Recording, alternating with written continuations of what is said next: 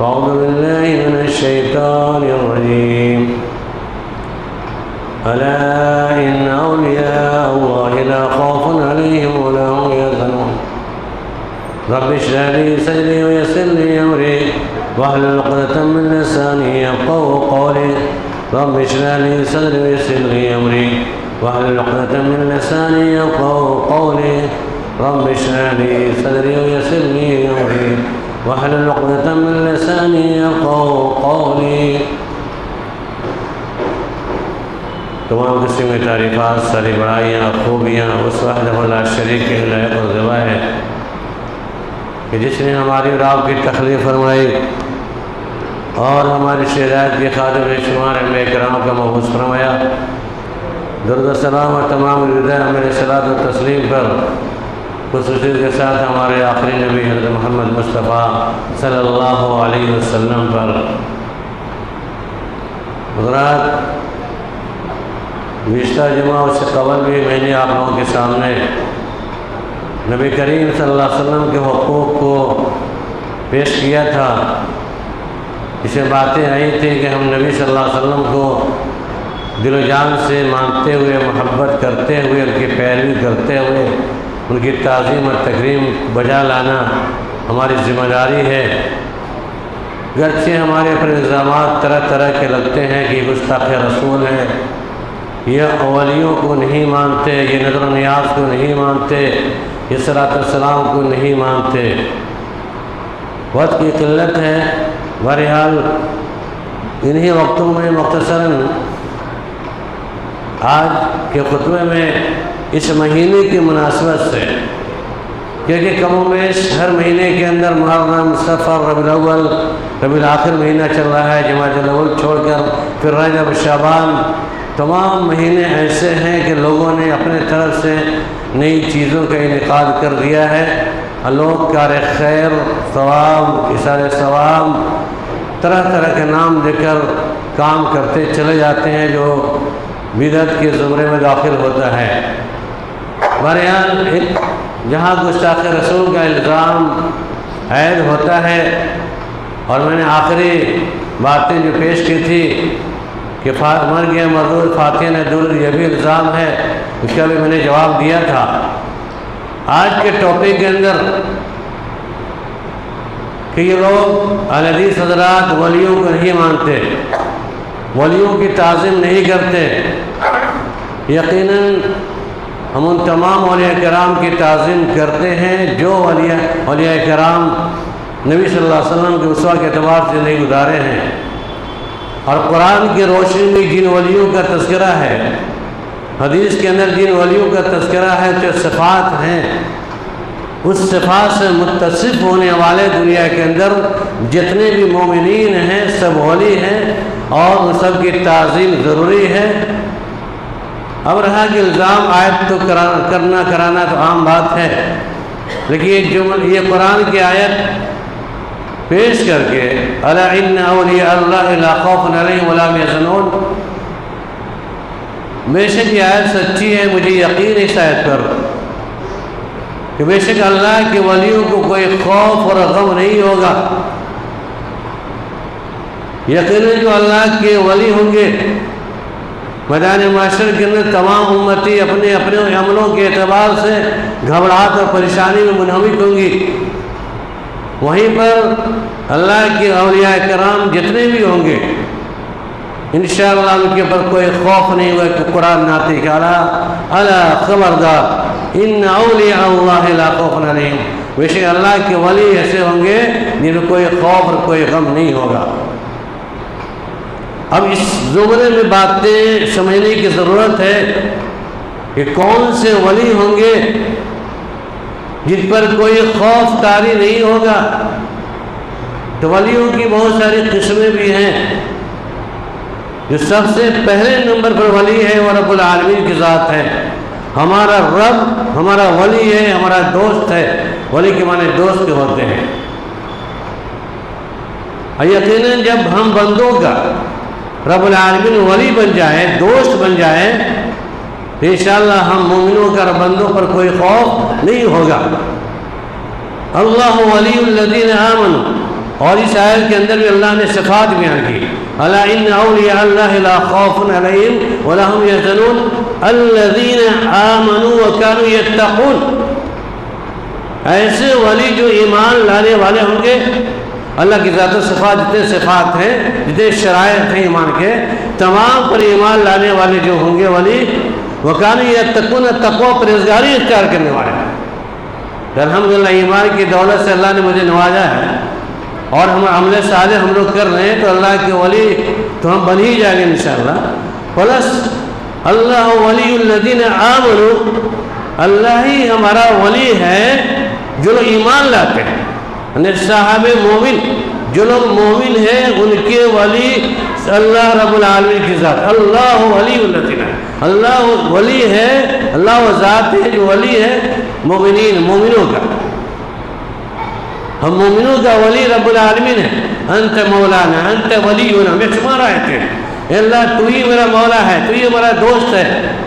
قرآن کی آیتیں پڑھتے چلے جائیں، بات سمجھ آ جائے گی۔ اللہ ولی الذین آمنوا، مومنوں کا ولی رب العالمین ہے، اللہ کی ذات ہے، یخرجوہم من الظلمات الی النور، جو نکالتا ہے تاریکیوں سے، اندھیرے سے نکال کر روشنی کی طرف لاتا ہے۔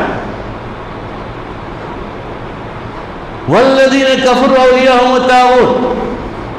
اولیاء الرحمن اور اولیاء الشیاطین، اس آیت میں دونوں کا تذکرہ ہے۔ رحمان کے ولی وہ ہیں، وہ بندے مومن رحمان کے ولی ہیں، رحمان کے دوست ہیں، جو تقوی اختیار کرتے ہیں اور تمام چیزوں پر ایمان لاتے ہیں۔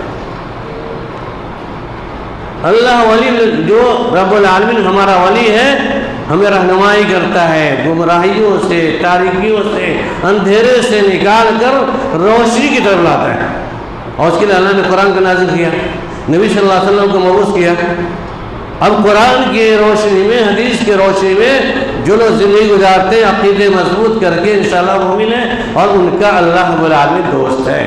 اور جب اللہ کے ہم دوست بنیں گے انشاءاللہ قیامت کی ہمیں کوئی خوف نہیں ہوگا انشاءاللہ۔ ہم سب مومن بننے کی کوشش کریں۔ اس کے برعکس اللہ نے کہا والذین کفروا، اور کافر وہ لوگ جن لوگوں نے کفر کے انکار کیا، اللہ کی ذات و صفات کا، رسول کی رسالت کا، بعث بعد الموت کا، عذاب حشر کے، تمام چیزوں کا، کتاب کا، تمام چیزیں، آمنت باللہ وملائکتہ وکتبہ ورسلہ بعث بعد الموت۔ والذین کفروا اولیاءہم الطاغوت، جن لوگوں نے کفر کیا، انکار کیا، ان کا دوست طاغوت ہے، اور طاغوت سے مراد شیطان ہے۔ اب شیطان یخرجونہم من النور الی الظلمات، یہ شیطانی ولی جو ہیں، جن لوگوں نے شیطان کو اپنا ولی بنا لیا، وہ نکالتے ہیں روشنی سے، ہدایت سے نکال کر ظلمات، تاریکیوں میں ڈھکیل دیتے ہیں۔ یقیناً سماج کے اندر محاصرہ کریں گے، محاسبہ کریں گے، ولیوں کے نام پر پیسوں کی لٹیری ہیں، لٹیرے جماعت بیٹھے، لٹیرے لوگ بیٹھے ہیں،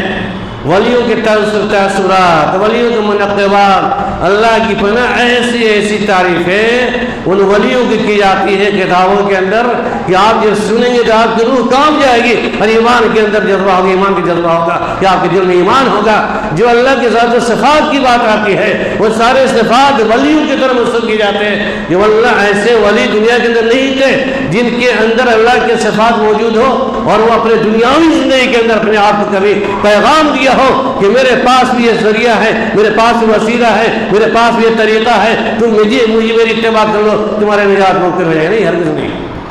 جتنے بھی اولیاء کرام گزرے ہیں، اور ولیوں کی لمبی فہرست ہے،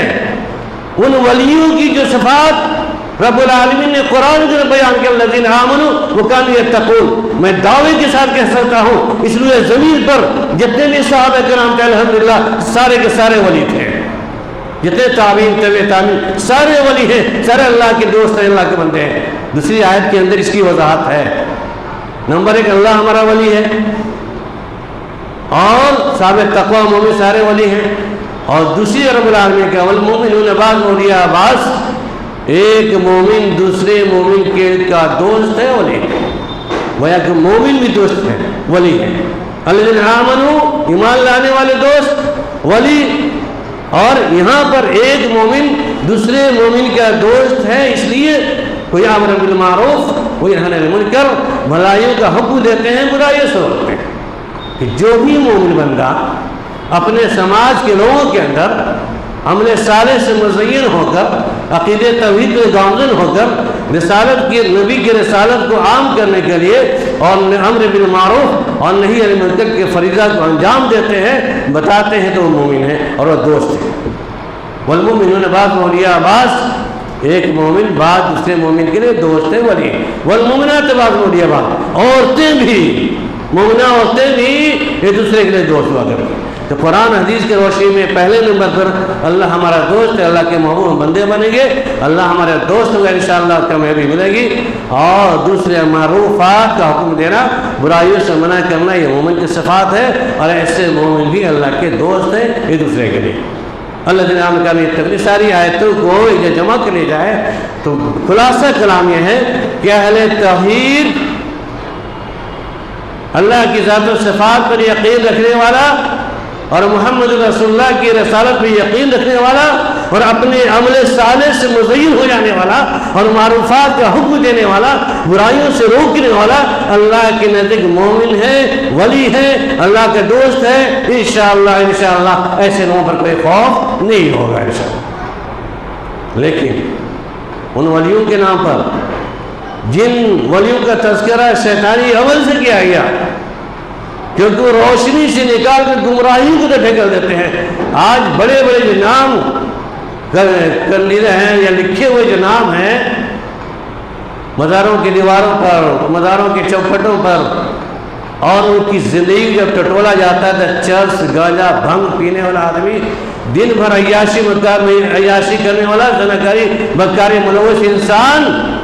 مر جانے کے بعد اس کے چاہنے والے مریدین حضرات اس کا مزار بنا کر اپنے شکم پروری کا مسئلہ ثابت کرتے ہیں، دکان کھول کے بیٹھے ہوئے ہیں۔ اور عورتوں مردوں کی جو بھیڑ، اللہ کے بنا مردوں سے زیادہ عورتوں کی بھیڑ وہاں موجود ہوتی ہے۔ عورتیں جس کے بچے کی ولادت نہ ہو، بیماری لاحق ہو جائے، بچہ پریشان ہو جائے، وہ مزار کے چکر میں اپنے ایمان، دولت، عزت سب کو لوٹاتے ہوئے نظر آتی ہے۔ اس عقیدے سے پہنچ رہی ہے کہ بابا کے پاس کچھ ہے، نعوذ باللہ۔ وہ مورتی ہے، یہ مرے ہوئے انسان جو اپنے بارے میں کچھ نہیں کر سکتا ہے، تو دوسروں کو دینے لینے نفع نقصان کی امید رکھنا یہ شرک ہے۔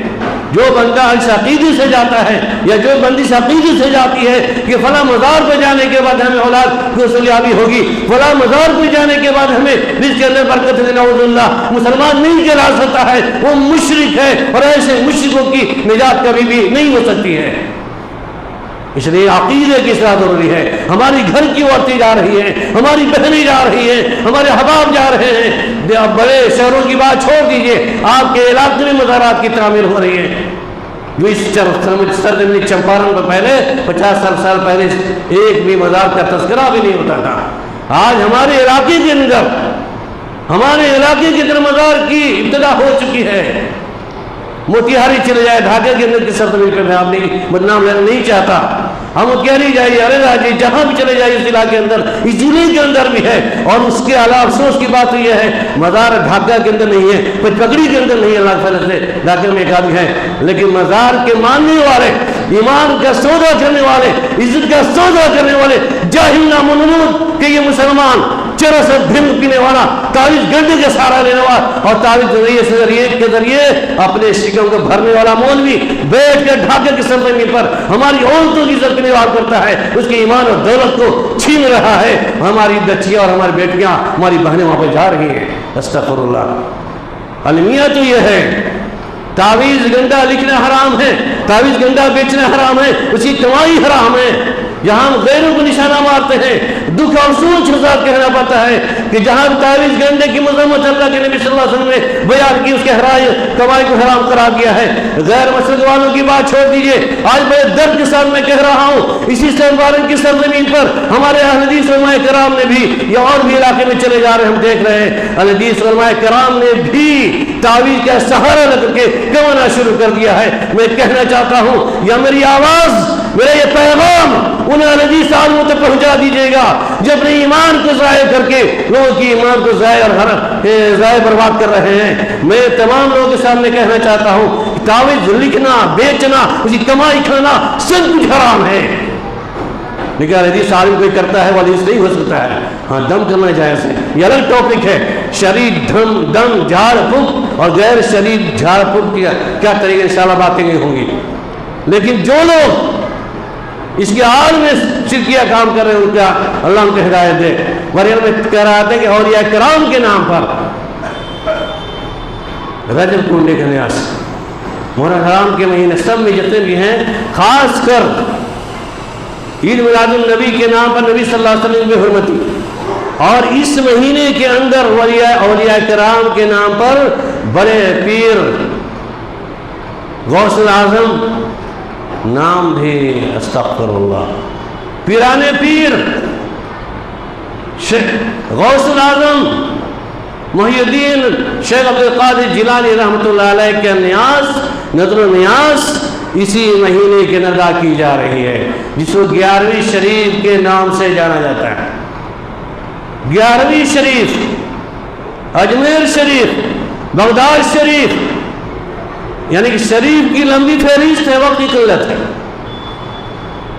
عبدالقادر جیلانی رحمۃ اللہ علیہ کے عقیدے کو جو پڑھے گا، ان کی تعلیمات کو پڑھے گا، یقیناً کبھی بھی ان کے نذر و نیاز کا نام بھی لینا گوارا نہیں کرے گا۔ میں نے ان کی کتاب کو پڑھا ہے، بنیاد الطالبین، عبدالقادر جیلانی رحمۃ اللہ علیہ نے اتنی موٹی کتاب ہے، کتاب میرے پاس بھی ہے، آپ بک اسٹور سے خرید سکتے ہیں۔ عبدالقادر جیلانی رحمۃ اللہ علیہ نے جو عقیدہ بیان کیا تھا اور ان کی جو تعلیمات ہے، ان کا عقیدہ اہل حدیث کا عقیدہ تھا، اور وہ اہل حدیث سے الحمدللہ، ان کا شرکی عقیدہ نہیں تھا، شرکی عمل نہیں تھا، اور انہوں نے کبھی یہ پیغام نہیں دیا تھا کہ میرے مرنے کے بعد 11ویں شریف میں انعقاد کرنا، میرے مزار پر حاضری دینا۔ اور عبدالقادر جیلانی رحمۃ اللہ علیہ کا تو بس مزار کی پرستی الگ ہے، پورے سوئے زمین پر ان کے نام کا احیاء موتا کا لقب بھی ہے، مردوں کو زندہ کر دینا، بیماری سے دور کر دینا۔ اس طرح کے مبالغات ہیں، اس طرح مبالغات ہیں، منقبتیں ہیں، ان کی تعریف میں چند اشعار بھی لکھے جاتے ہیں کہ خدا کا فضل ہم پہ ہے، خدا کا فضل ہے ہم پر، یہ سایہ غوث اعظم کا، نعوذ باللہ،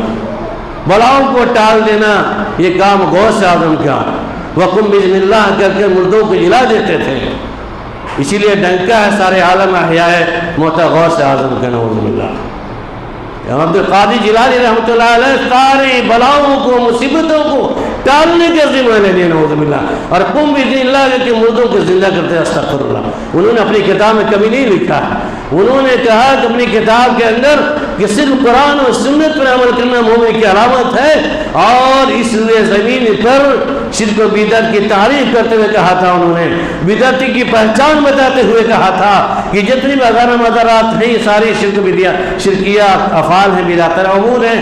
اور اللہ کے سوا کسی کو مت پکارنا۔ ان سے سوال کیا کہ بدعتی کی تعریف کیا ہے، تو عبدالقادر جیلانی رحمۃ اللہ علیہ نے کہا کہ بدعتی کی تعریف یہ ہے کہ وہ حدیث کا انکار کرے، حدیثوں کی تحقیر کرے۔ میرے نزدیک اہل سنت و جماعت کوئی ہے تو وہ صرف اور صرف اہل حدیث ہے، الحمدللہ۔ مناؤ ان کے نام پر مزارات، اسے مرادیں مانگتے رہو، ان کے نام کے ریاض کرتے رہو، مرغے چڑھاتے رہو، بکرا چڑھاتے رہو، قیامت دن عبدالقادر جیلانی رحمۃ اللہ علیہ ہوں گے، اور تم بھی ہوں گے، ہم بھی ہوں گے، تمام لوگ ہوں گے سامنے ان کی پرستش کرنے والے، ان کے نام پر صلاۃ غوثیہ دوڑ کر نماز پڑھنے والے، نعوذ باللہ۔ جب نماز محمدی ہے اس کی توفیق نہیں ہوتی ہے، آج صلاۃ محمدی کے بجائے میں آج صلاۃ غوثیہ کی ادائیگی کی جا رہی ہے بزرگوں کے نام پر۔ یہی تعلیمات ہیں، صلاۃ محمدی کو چھوڑ کر آج مسلمانوں کی تحریک ہے، سمراتی مسلمان، رجی مسلمان، عیدی میلاد مسلمان، ان بہت ساری قسم۔ ہمارے حال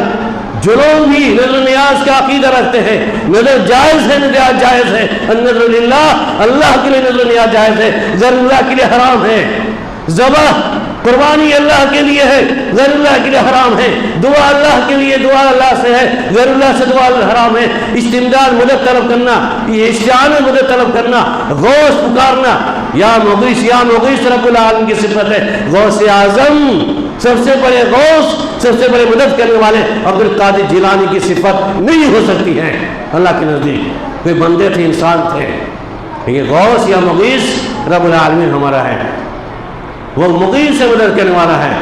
یا غوث اعظم کا نعرہ استغفر اللہ، اغثنی یا رسول اللہ کے نعرہ استغفر اللہ۔ مسلمانوں کی کن کن حالت بتاؤں، وریال نظر نیاز، یہ قربانیاں، ان کے نام کی نمازیں، یہ سارے بدعات ہیں۔ اور عبد القادر جیلانی رحمۃ اللہ علیہ نے کہا تھا کہ بدعتی کی پہچان یہ ہے کہ وہ حدیث کی تحقیر کرے گا، حدیث کو ٹھکرائے گا، اور میرے نزدیک سب سے زیادہ بہتر اہل سنت و جماعت اہل حدیث ہے،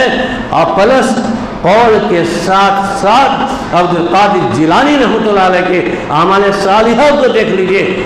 تو جہاں پر انہوں نے تمام چیزوں کا تذکرہ کیا، وہیں پر صلاۃ محمدی صلو کما رأیتمونی وصلی کے تحت نماز کی تلقین بھی فرما دی ہے۔ اٹھائیے بنید الطالبین، اس نے لکھا ہے کہ آمین بالجہر کہنا اور بغیر سورہ فاتحہ کی نماز پڑھنا اس کی نماز نہیں ہوتی ہے۔ ہم نہیں کہہ رہے، ہم تو کہتے ہیں اہل حدیث ہے نا، بڑے پیر کے ماننے والے، ان کے قول کے اعتبار سے بھی تمہاری نمازیں نہیں ہو رہی ہیں،